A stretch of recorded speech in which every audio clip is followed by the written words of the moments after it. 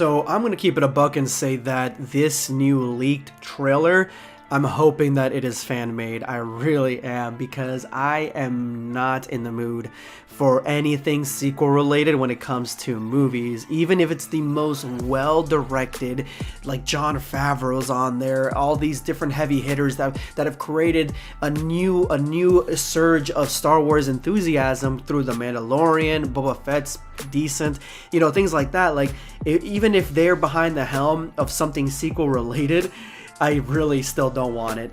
And I'm talking about the Knights of Ren leak that came out. I'm not going to show the trailer because if it is true, I don't want this video to get taken down, but I will show some screenshots. And essentially what it is, it's a Knight of Ren user, and he is attacking what looks like to be an X-Wing and jumping on its back and then cutting off its wings. It crashes, he still survives, but he has 2 red lightsabers. It's not much, but it says Knights of Ren at the very end. That's essentially all we got.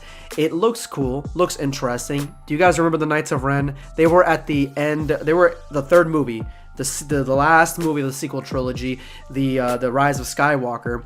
They were taken out so easily, and they were so inconsequential to that story. None of them had lightsabers. They were just a bunch of losers, and they just seemed like they were irrelevant, and they absolutely were. So I'm not really excited for this at all. If this is the case, I don't even want this to be a prequel to the Knights of Ren. The only way I could see it is if this is like in the future of the sequel trilogy. If it's not in the sequel trilogy, but something after it, where the Knights of Ren, they reform and they maybe they hunt down the New Republic fighter pilots that were part of the last battle or something along those lines. That'd be kind of interesting, because we're getting past sequel trilogy, but the sequel trilogy itself to me cannot be salvaged.